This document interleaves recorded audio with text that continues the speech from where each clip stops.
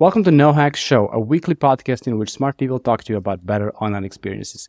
Today I'm excited to welcome Gerda Vogt-Thomas, a conversion optimization expert from Koalatative and one of the speakers at the upcoming Women in Experimentation Summit on June 6th. You can sign up for the summit for free. The link will be in the description. We will talk about data dictionaries, her vision on A/B testing and experimentation and how it changed over time, and of course, Women in Experimentation Summit. So Gerda, welcome to nohacks.show. Thank you for having me. Great to have you on. So, Women in Experimentation, June 6th. Why did you decide to apply to speak there? Good question. I don't know. It just kind of felt aligned at the time, I guess. And I was really impressed how much attention to detail that team is like putting into it. Like, it's actually amazing in the online event space. I haven't seen anything like that before. Like, they are paying all the speakers. They're having a really diverse speaker lineup. They're getting sponsors. Even the application process was like really thought out in the sense that I think there was like 15 questions or something there, almost like essay questions that you had to fill out. And it really kind of forces you to think what it is that you actually want to say.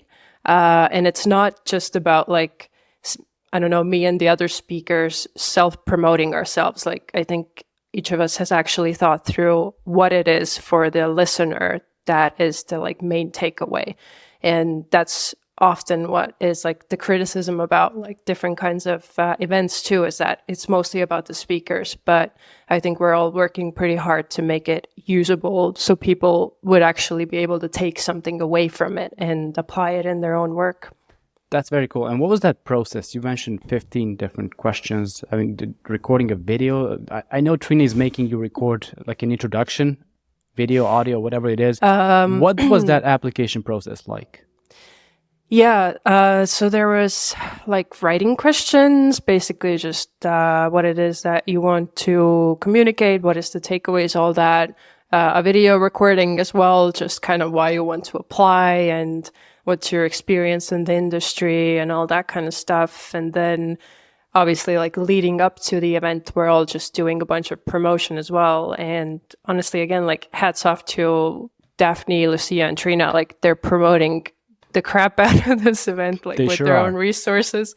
And that's just like really cool to see it because they have obviously like large followings as well. And they're kind of helping all of us to be more like lifted up almost. So it's already been like a cool experience. So very cool of them, yes. And it's in what, 5 weeks from now? It's 5 weeks from now. At the time of this recording, by the time we publish this episode, it's going to be like 2 or 3 weeks out. So you can still go register. It's a free online event. It's a Friday, second half of the day. You don't have a reason not to register. You don't have an excuse. So go and register right now. Now, your talk will be about data dictionaries and customer journey mapping, right? Not customer journey mapping. It's going to be a little bit different. My talk is called Visual Journey Map, How to Simplify CRO with Visual Journey Maps and Data Dictionaries. It's like a really long and weird title.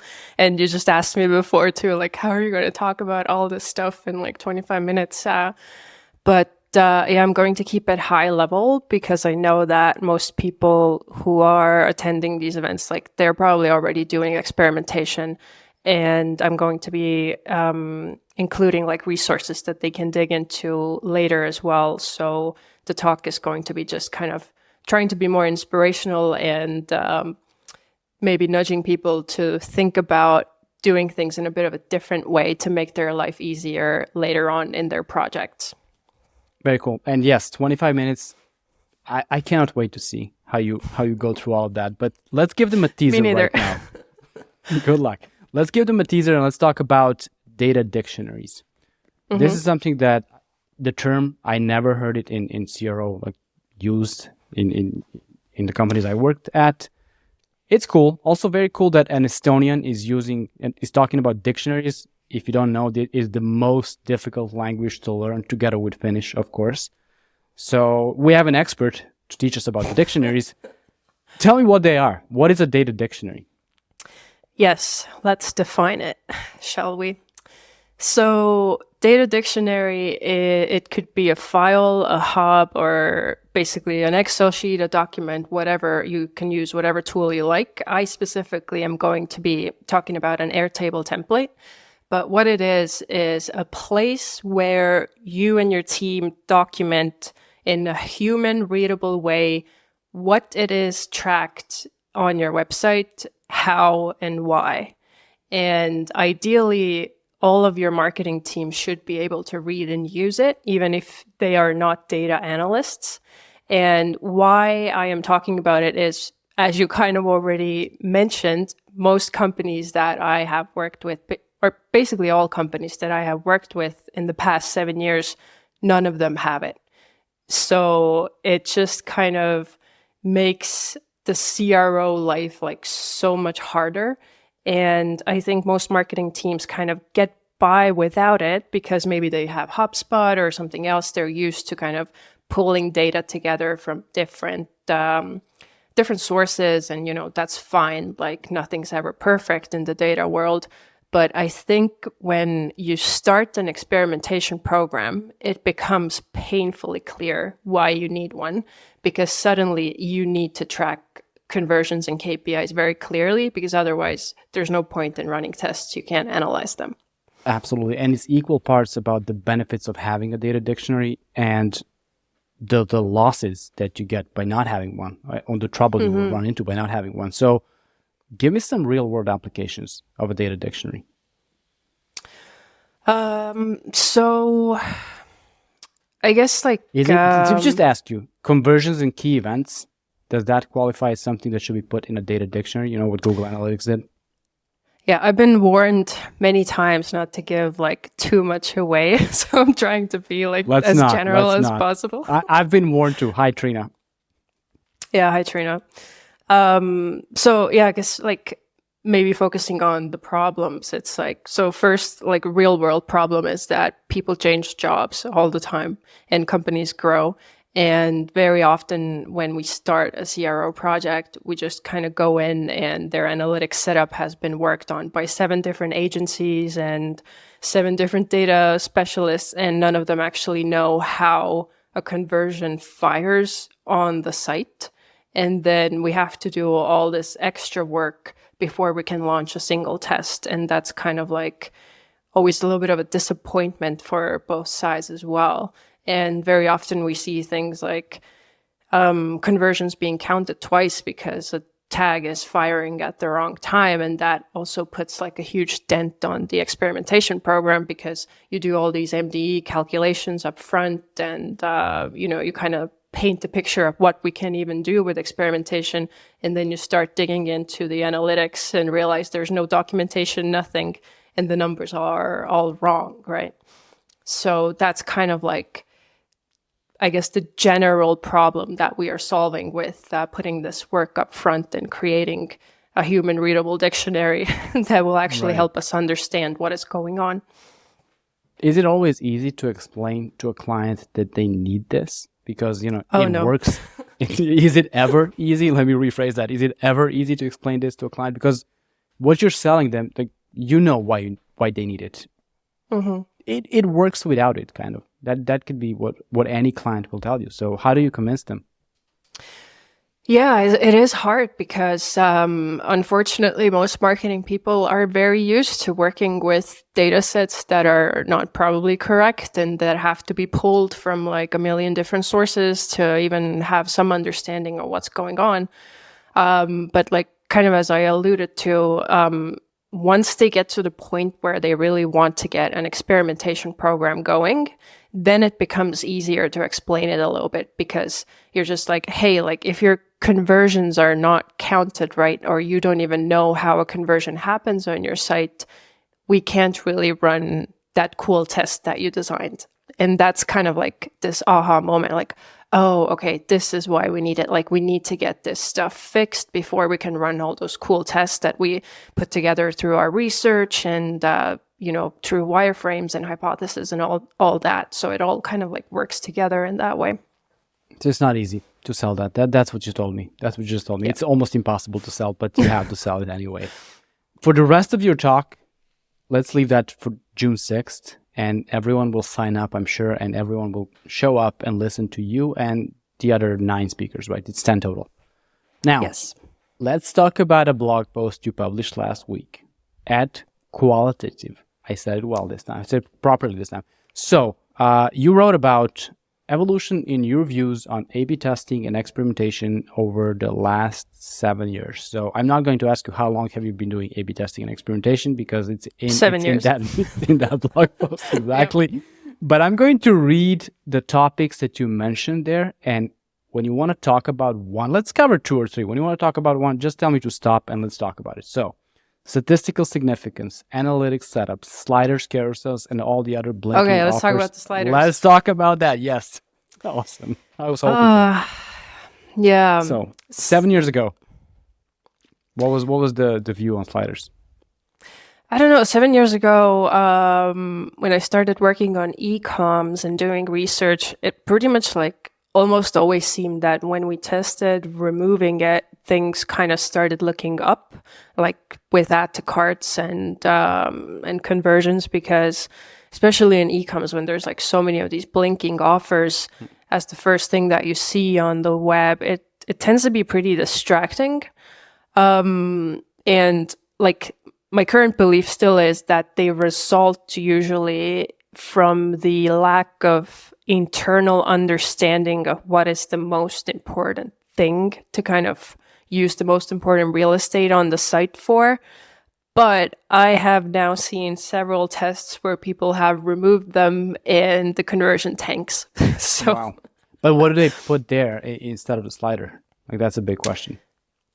Well, that's the hard part. You have to basically bring all your departments together and decide what is the most important thing. But usually that's very hard to agree on if all departments have kind of like a different goal that they need to pursue or advance in the company or whatever. Right. So I guess like one of the compromises that you can do is you kind of like test each one at a time, sort of like, oh, this month our priority is this, so we're going to be pushing this, and then next month the next team gets their chance, right? And then we see what wins out. But hey, this is why we test things. Like, you kind of have these assumptions, and then you kind of get this data, and you're like, oh, I guess I was wrong. So here we are. The biggest loss in removing a slider is the hundreds of hours you spent on meetings trying to decide what to put there between all the departments. So you have to start not from zero, you have to start from like minus thousands of dollars when you're removing a slider. Mm-hmm. But in all seriousness, to me, a slider usually means someone was lazy and they didn't want to make a decision. And that's kind of why I don't like them.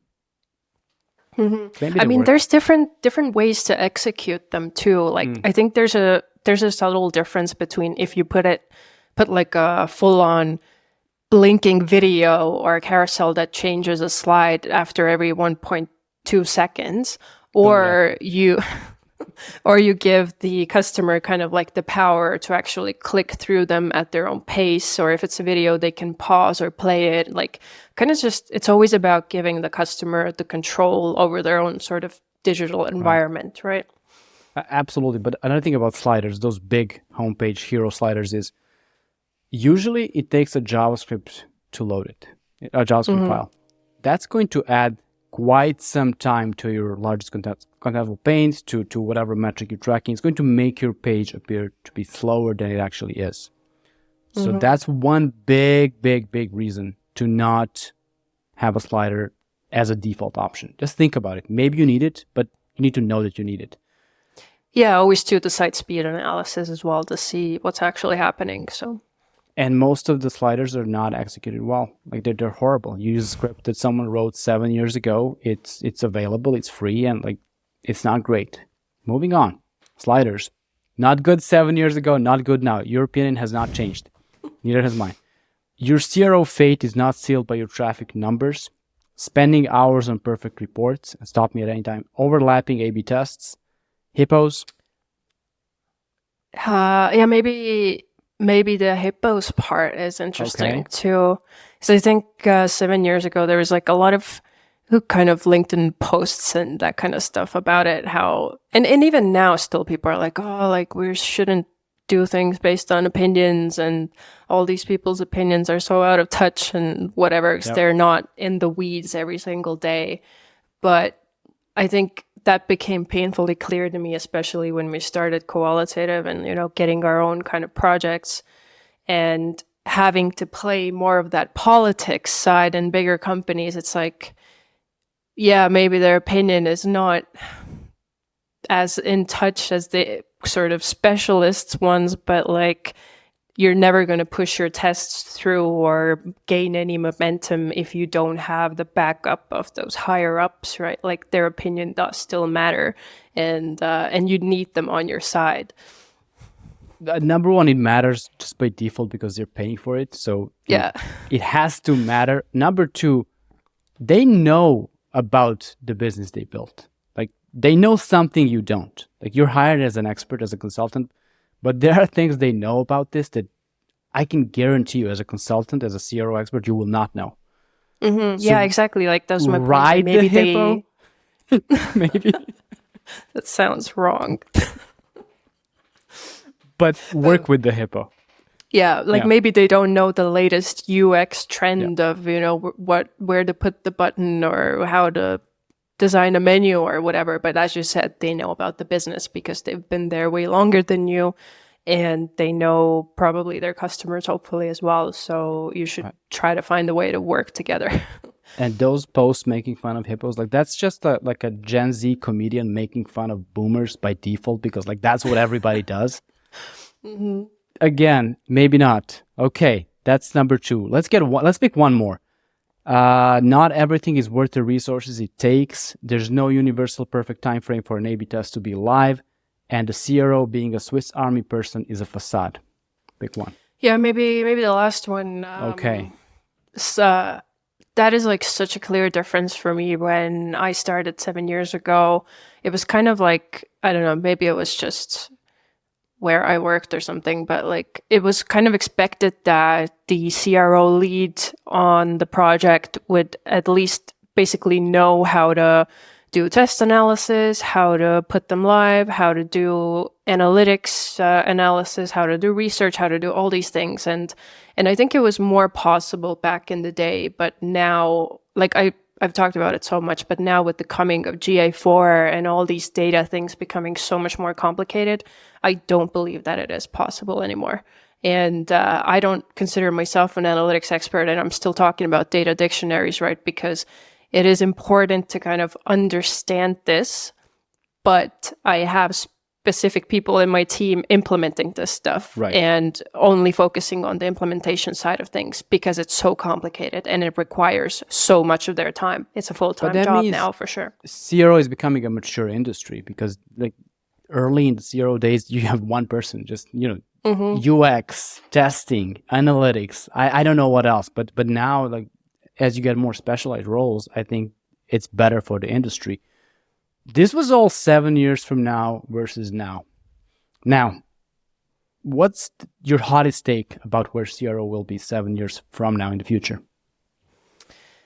I think that a lot more people are going to be moving into freelance and small agency roles, and a lot more big companies are going to be working with those freelancers and smaller agencies because they are starting to realize already that hiring a full-on in-house team is extremely expensive training-wise, and often there's no need to kind of keep those positions like around all the time. It's kind of like your priorities in marketing change so quickly that it makes more sense for them to bring in skilled labor sort of on a project basis.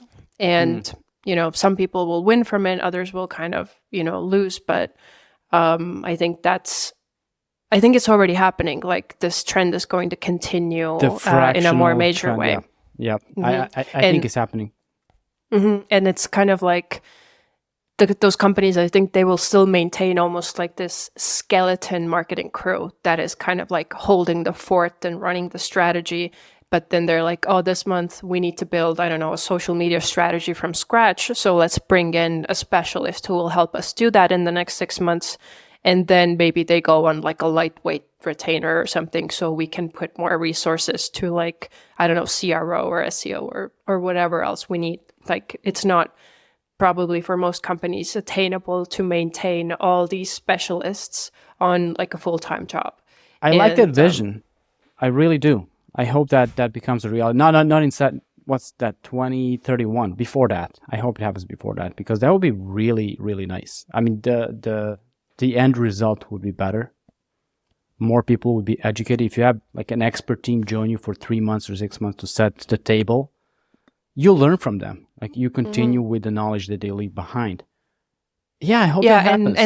and that's how people should always choose the freelancer agency as well. Like, our mentality is that, you know, we know that you're not going to be with us forever, so our goal is to teach you to do what we're doing. So when we end our engagement, you are able to actually run all those things. And then maybe later you come back and ask a couple of questions or do a different kind of project. But like, we never should gatekeep the stuff that we're doing, right? Hope not. Yeah. So for the end of this episode, what is the best way for the audience to connect with you? LinkedIn. Just go on LinkedIn, send me a DM, connect. I usually like kind of try to connect with anyone who wants to connect with me. I'm not like a prude about it or anything, but just the people who try to sell you some AI thing right away. That's kind of annoying. But if you genuinely those exist. Good. The link will be in the description. The link for your LinkedIn profile will be in the description, obviously. So will the Women in Experimentation registration page URL. And I just wanted to say it again. Go and register for this free event. Like, do it. You'll get more out of it than the people who are spending their hundreds of hours, I guess, total, thousands of hours between everyone combined. So go register to learn something from these incredible experimentation people, women and men. So it's 30-70 split. What I heard, and they wanted it to not be a strictly female event, which is great. So yeah, go register, and I'll see you there. And to everyone listening to this episode, please consider rating, reviewing, sharing, whatever you do with podcasts, and I will talk to you next week.